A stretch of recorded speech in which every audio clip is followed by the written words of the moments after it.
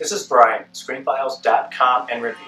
What I'm looking at today is 2024's Night Shoot, directed by Taylor Katnisis. Night Shoot revolves around a group of friends at a college, and they're taking an intro to documentary filmmaking class. And so they need to make a movie. So they decide to base their film around this population of homeless people that live in an encampment in the area. So the problems begin when 3 escaped criminals, psychopaths, hide amongst the homeless population, endangering not only the students, but the homeless as well. Night Shoot, in terms of gore and violence, isn't varied. There are moments, but it's very fleeting, and it's not done in a very sensationalistic manner. And that's okay, because not all horror has to be extremely violent and gory. It is, for the most part, a well-told story, though what I really found fascinating about Night Shoot were the intangibles. I'm really big on movies looking like movies. I don't necessarily care what your budget is, as long as your film looks professional. And that can be a wide area to work in. I tend to be okay with it. The thing about Night Shoot is that for an independent production, it looks really good. And the locations are relatively few. There is the college, there are lecture halls, I should say there is a lecture hall, singular, and there is a wooded area. The wooded area is free, because wooded area. But what Night Shoot does particularly well, though, is that the production uses these things really well. For instance, I mentioned that it takes place at a college campus, and it feels like an actual college, and I'm pretty sure it is. And you might think that's a little thing, but it's really not, because let's say you can't get a college to use in your movie. And I've seen plenty of films that have done this. They'll just use a room somewhere, and it never quite works. Something always feels off.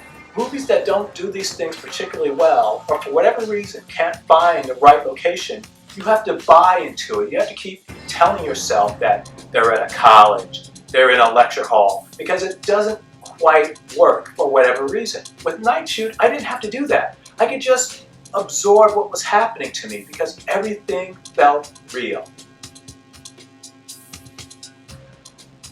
Another thing with smaller productions is that the actors chosen don't always work. Now, that's not always the actor's fault.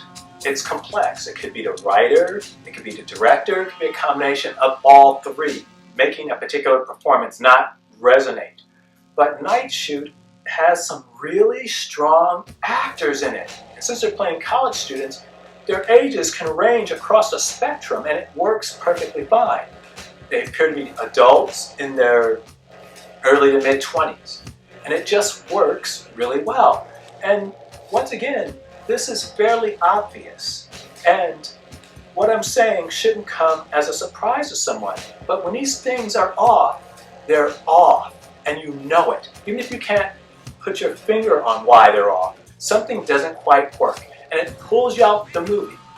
And when that happens, I tend to spend more time stressing small details, because so much of it is just not sinking for me.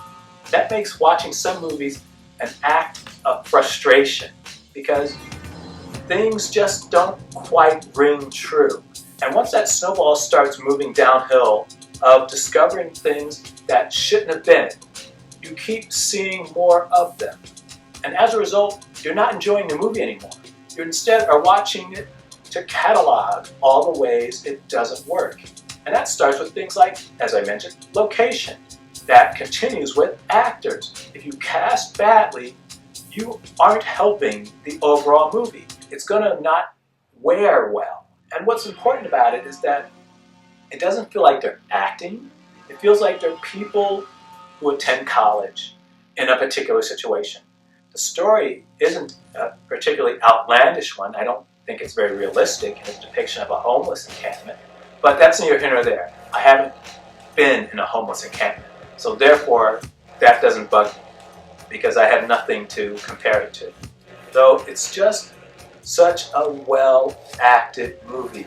It's well directed, its locations are very good, it is just well done. And for independent films, they need to look like Night Shoot. I'm not even saying that they're necessarily written as well as Night Shoot is. I'm just simply saying, on looks alone, they should look as good as this film does. They should be lit as good as this film is. Now, being as titled Night Shoot, there are scenes that take place at night.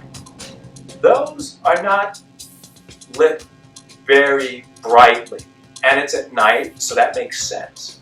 And I think what Taylor Katnisis was doing with the lighting was to try to mimic actual darkness. And I think he almost got it. Once again, I think it's a little too dark though, because you can't really see what's happening in some instances, clearly. It's not like, I don't know, Alien vs. Predator Requiem, which is probably one of the baddest lit movies in places that I've ever seen. It is literally, you cannot see what's on the screen. It's that dark. Night Shoot, during its night scenes, aren't nearly that bad, but they're not quite as clear as they could be. As I said, I think the director is trying to mimic actual night while having enough light to see. It's a hard line to toe, and he does well considering what he is trying to do is really difficult. It's also worth mentioning Taylor Katniss himself plays Nico. He doesn't try to throw his character to the forefront. Nico is very much a supporting character.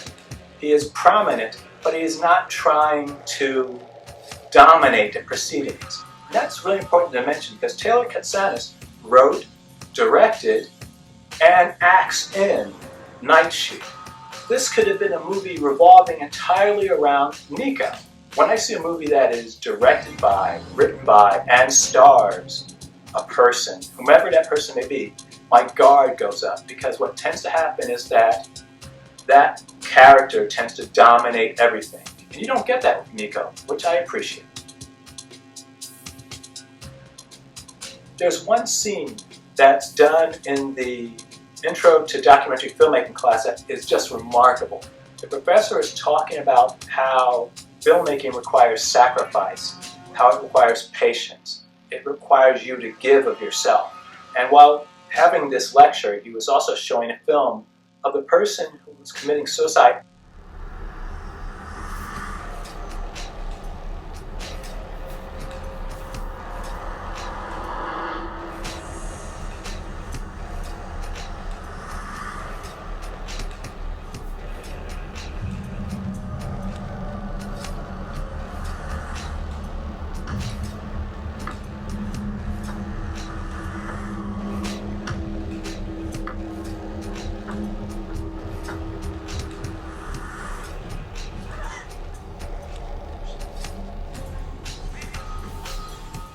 And that scene is really powerful because you see the rapt attention that this man is paying to what's happening on screen. And in his glasses, you see an image of a person falling. It is remarkable, it's powerful, it's really clever. I haven't really seen anything like it. Night Shoot is such a surprise for me because, as I said, it just does everything well. Could it have been gorier? Sure it could. Could it have been more violent? Definitely. But that's not necessarily something that makes a movie bad or good. What matters most is how the story is told, how it's shot, how it's acted. And on those fronts, Night Shoot works extremely well. Though that's not to imply for a moment that Night Shoot is perfect. There are at points a lack of emphasis on scenes that I think are really crucial to the narrative. For instance, I believe the actress's name was Alicia. She's great. And she's fighting one of the killers who has grabbed her from behind. He falls backwards. You see her hand reach for a rock, but the camera doesn't focus on the scene long enough. In fact, if you don't pay attention, you might miss it, which I did the first time around. Because when you see the scene later, Alicia is up. The killer is dead, I assume. And the assumption being that she did it with the rock she picked up, the rock which you barely noticed happening. The camera needed to linger on that for at least 3 or 4 more seconds to really get across the idea that this is the weapon that is going to save her. It's a minor thing, but it's important because it actually kind of happens again. Not quite in the same way, but very similar, which is to say people will fall out of frame and things will happen. That's a really frustrating way to do that. You don't have to show it all, but you should show enough to let the viewer know how this is going to go one way or the other. Though, as I said, that's a relatively small complaint. If you haven't seen Night Shoot, it's currently on Tubi and it's well worth watching. So don't go into it for the gore, don't go into it for the violence, because it's not a lot of either. But what it is a well-shot, well-directed, and clever movie. So what do you think? This is Brian with ScreenFiles.com and review. If you agree, disagree, let me know down below. And as usual, consider a like or a follow.